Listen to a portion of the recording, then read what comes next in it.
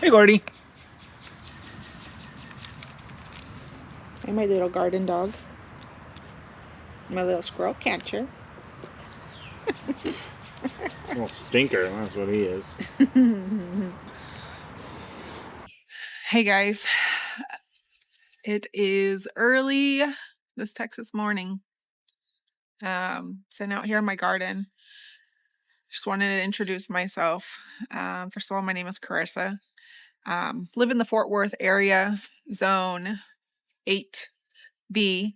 This is kind of like my 4th year on and off of working on a garden and trying to learn on how to grow food. Um, there I go. Say again. Sorry. Uh, there I go again. Anyways, I just wanted to share my story with you through this process of growing your own food. Once the heat starts, it's hard and it's rough. Plants here in Texas, with the heat getting so hot for so many days straight, the plants struggle a lot. So springtime, you have this luscious garden most of the time. But this is my favorite time of the year, getting to see all these things, even as far as like these blooms of the onions. When they are starting to go to seed, they're beautiful. I love that there are so many little flowers. And funny thing is, these onions right here, these are store-bought green onions. These are not from seed.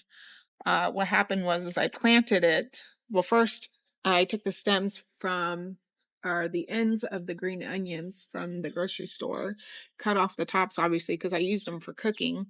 And I soaked them in water, let the roots grow, and then I came out here and planted them.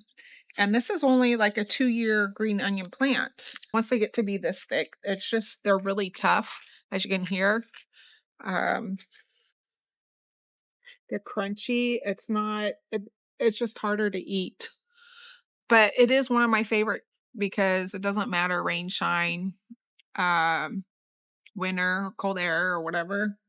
They'll still grow. And you'll have endless amounts of green onions to put in your food. So if you're starting on something, if you want to start with something, that's probably the easiest thing to do in the garden. Over here are my radishes. This is my first year growing them. And actually, that's another one of my favorite plants to grow. I didn't think I was going to like radishes. The ones I bought in the store, they just have that really earthy, like bitter taste that I just couldn't get over. And what got me thinking about growing the radishes was I went to my friend's house and she put them in her salad, and I actually ended up liking them. And then watching other YouTubers and what they've said about growing your own and how the taste is so much better, I'm like, well, let's try this. So this is my first year, and these actually grow so fast. Literally, you can grow one row, and probably should start in the back and then work your way up. But you plant one row of seeds, and then once you start seeing them grow, then you can start another, just depending on how much you like radish, though, too. As you can see, I haven't eaten it fast enough because this one's going to seed. But radishes are very easy. Doesn't take a ton of water, at least not in the springtime. I've only watered them a couple times, but also we have had several days of rain here and there, so that's helpful. But radishes are very easy to grow. You'll see growth literally within like the first week, and you can have radishes to eat within the next couple of weeks. After that, there's not really a size on that you have to wait for it to grow. It's basically going to be on your preference of how big you want the radishes, and you just take it as you need it. So those are just a couple of things that I am growing right now in my garden. I remember as a kid, I never wanted to be in the garden. It did not interest me. I thought it was boring, hot, sweaty, no fun. I'm finding out the more I work in the garden, I actually really enjoy it. There's a lot of peace out here.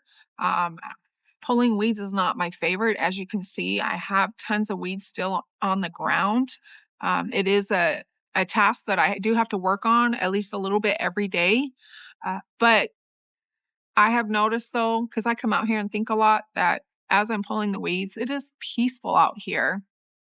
Minus the AC noise right now. I do apologize. But and the fact that I get to watch something come from basically nothing, it's just a tiny little seed smaller than, a fingernail or less. Some of them are as small as, like a little grain of salt. Um, and it just amazes me that they can grow into these fantastic, beautiful plants that not only are beautiful, but edible in so many different ways.